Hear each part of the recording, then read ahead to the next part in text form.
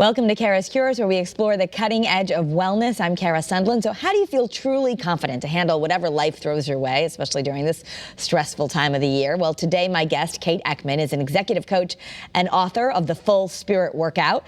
And she's here because she has some steps to true self-confidence. Welcome, Kate.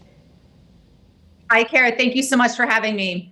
You know, this is already a stressful time of the year. We just had a story in the news that people are most stressed about meal planning, but I mean, shortly after that, it could be gift giving or showing up at parties, all of this. So our confidence is something that we really take with us everywhere we go. How can we feel happier and healthier during the holidays and any time, really? Yeah, this is a really triggering time for a lot of people. And so our first step is to develop self-sufficiency. And really, this is about self-soothing and really taking matters into our own hands and not looking to others to boost our confidence or our sense of well-being, and focusing on the characteristics that make us us and identifying and leveraging those to feel more confident.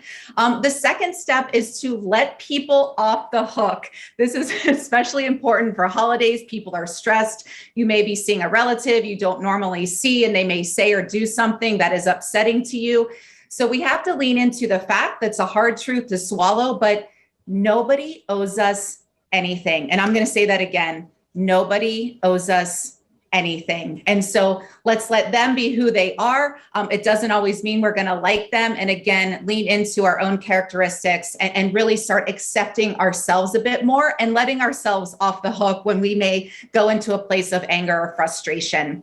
The third step is to lean into the notion and to accept that people can't give us what they don't have. This has been hard for me because you think, why is this person being so disrespectful? But if someone doesn't have the self-respect for themselves, they can't give it to you. Or if the customer service person or the retail person isn't treating you appropriately, or they can't help you, maybe they haven't been trained properly. And so let's let them off the hook as well. And finally, we have to really accept that it's not about fulfilling, or it's not about keeping everybody happy. It's fulfilling our own life's purpose. So the more that we can focus on our unique gifts and strengths and really be involved in passion projects, or let's focus on what we're good at and what we love, rather than going to social media for a quick ego boost, which never works, right? Social media is actually going to make your confidence plummet, says science, says my own personal experience. And so let's again focus on what we bring to the table and how we can leverage that to make the world a bit happier, because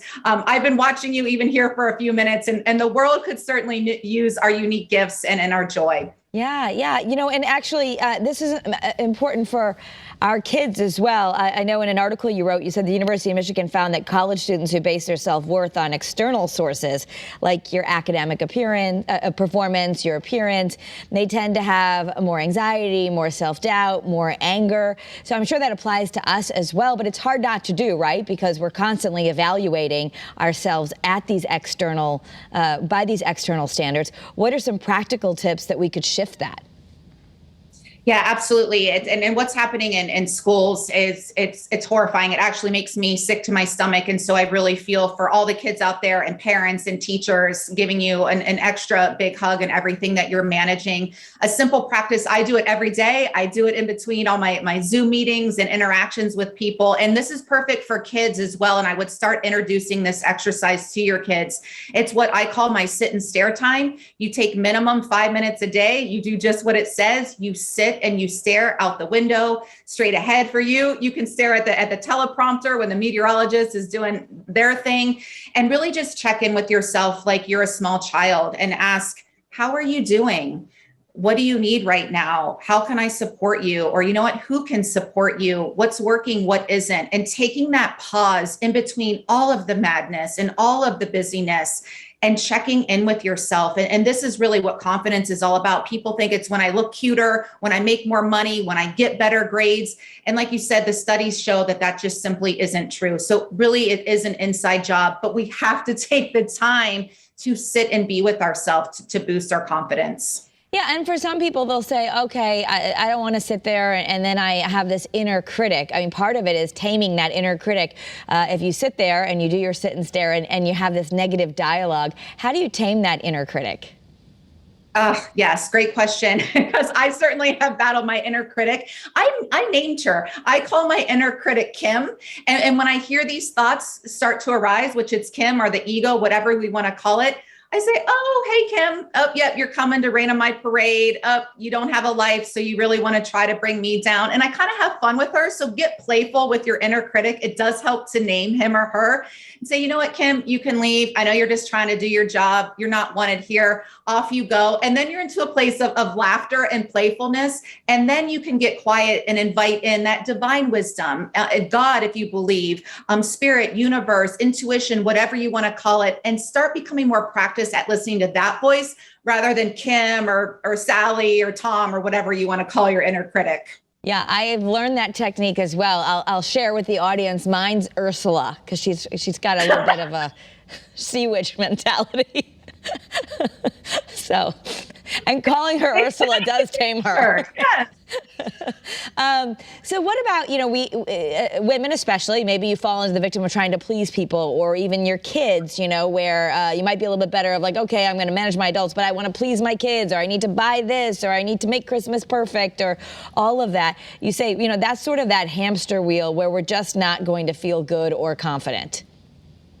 Yeah, I've been guilty of this my whole life. It's a practice, just like anything else that I have to do every day. I was guilty of placing everybody else's wishes and well-being in front of my own in the name of pleasing, in the name of wanting to be liked. And actually, when we're doing that, we're trying to manipulate and control others in the situation and people's opinions about us, which we've already said. We're releasing other people's opinions about us and focusing on what we think about ourselves, how we feel about ourselves. And so I think when you do spend that intentional time, especially in the morning, on ways you can please and nourish and recharge and refresh yourself, then you're less likely to fall into that trap because you're more mindful and deliberate and intentional with how you're spending your time and energy. We all want to make others happy. It feels good and certainly do that. But first, we got to make ourselves happy. And especially as women and mothers, if you're a mother, you're my own personal superhero.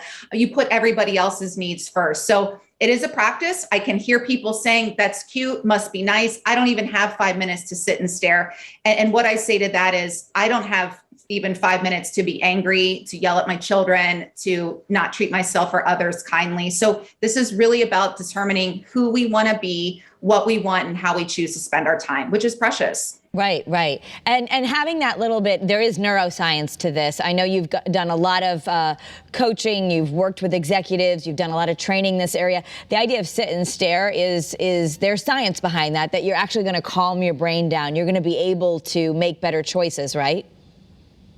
Yeah, absolutely. And I think of Tom Brady. I think because we were both Big Ten athletes at the same time, and he's still winning Super Bowls, and my knees hurt when I go to Pilates. So I bow down to you, Tom Brady. And if you talk to him or if you hear him in interviews, I mean, this man goes to bed religiously at 8 p.m., not because he doesn't have other things to do. He's got a wife and kids and all this stuff, but his talent has merits investment. And so he really has made this a practice where he puts his well-being first, and he does all of these little things, not because he has more time than anybody else, but because it enhances his performance. So these things do have a science behind them. I do them with clients. I have a client who's a billionaire and told me when I brought up this tactic and exercise, he said, I don't think I can do 5 minutes. I'll start with 1 minute. So again, high achiever, but he started with 1 minute and it has grown into a practice. So again, let yourself off the hook, baby steps, be gentle, exercise a lot of grace, but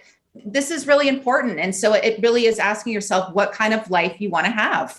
I want to put the cover of your book up on the screen. You wrote a book called The Full Spirit Workout, where you're pretty honest that, you've learned a lot of this the hard way of, you've been a top performer, you've been a top athlete, and gone and done a lot of research and work into, we all know how to be stronger physically. These are some tips that you have to really strengthen our spirit so we can feel better.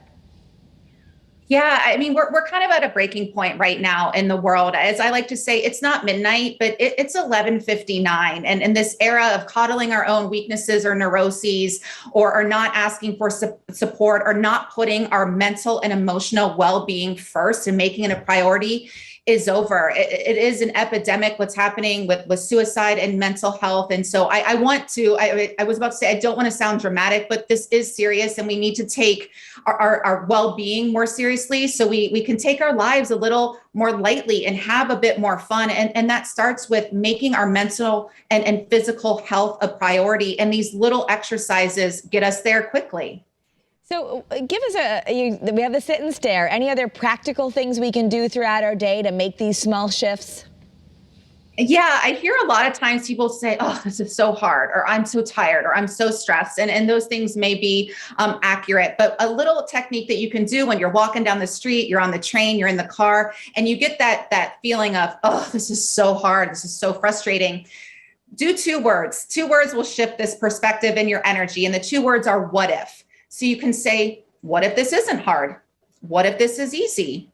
What if this is an opportunity to connect with myself in a deeper way? What if this is a great opportunity to call Kara and ask how we can do an event together to bring awareness to this topic that we're passionate about? What if this is fun? What if I can help a lot of people? And then you see what's happening here. I've gone from this is hard to this excitement and this energy and a place of opportunity and possibility rather than strife and struggle. Yeah, and we've all done the other way, right? I mean, we've been raised in the idea that the harder you try, the more you fix, the more you strive, the more successful you are. And this, what we're learning is flipping that on its head of that doesn't really work, or it has limited ability to work. Yeah, you may experience a lot of success. And I was a product of that way of thinking as well. And you get the thing, you get the shiny object, you get the money, you get this, and you're really happy for 15 or 20 minutes. And then it's on to the next thing and the next thing and the next thing. And that's why you've seen some of the most material successful people in our country or even in the world that are deeply unhappy, that have crumbling relationships, that have all the things that our society says you need to have to be worthy of anything or feel successful, and yet they lack fulfillment and meaning in their life. And so this is, and then the good news is when you do this inner work, the byproduct is you attract the relationships and the abundance and the opportunities, and you don't have to strive or force or control. You naturally become the person who can actually achieve your cherished goals. Right, and that's all about our energy. Let's talk about protecting that, because I think a really common feeling, especially at this time of the year, but I'd say for a lot of people, maybe on a daily basis, is just overwhelm. How can people stop the sense of overwhelm? I think you schedule the sit and stare time or the Kara time or the Kate time or the Sally time into your schedule. We find that when you put it into your schedule, along with all the meetings you don't want to be in or all the other things you have to do, you get it done. So even if it's from 12 to 12:08, I'm doing sit and stare. From 1 to 1:15, I'm going to go outside and walk around the block and get some fresh air. And science says too, when you move your body, you're moving that emotion, that stress, that overwhelm out of your body. So schedule it in, get some movement. This isn't about losing weight or having the hot bikini bod. This is about getting your body and connecting with it and getting your mind, body, and spirit all on the same page. So even if I'm at home in between stuff, I'll walk around the house or the apartment. I'll do some moves like this. I'll do some squats, and you'll find you start to feel better. And you have to schedule this time in though. Right. So these are just tools that you can have in your toolbox. I know that you've written a lot more about it in the Full Spirit Workout, some real practical things where people can at least lean into this idea that the perfectionism maybe we've been going after is hurting us rather than helping us.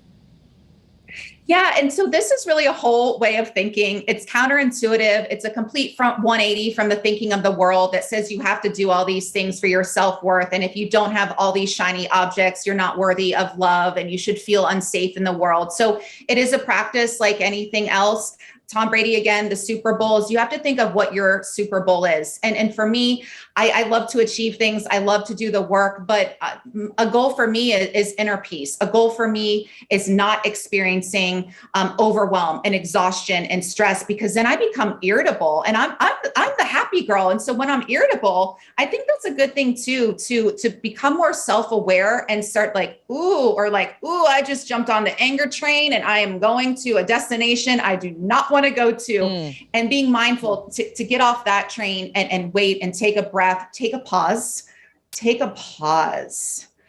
And then the joy train, the acceptance train, they're coming down the track next. Let's get on one of those. All right. Well, Kate, some great advice. And maybe you want to give your book for a holiday gift or to yourself to kind of give yourself a little dose of confidence and something a little bit nicer than what we've been maybe putting on ourselves between the Ursula and the, what's your woman's name? Kim? Kim. I bet they're friends. They can take several seats. Ursula and Kim. They're taskmasters. Okay. We can find out more information at www.kateeckman.tv. And I know folks can follow you at Kate Eckman on Instagram. You post a lot there. Thank you so much for being with us, Kate. Thank you for having me. Happy holidays. You too. You too. And if you want to find more content that explores the leading edge of wellness, you can watch more Kara's Cures right here on the WFSB streaming news app. I also post them on social media, so follow me there at Kara Sundlun. Have a great day.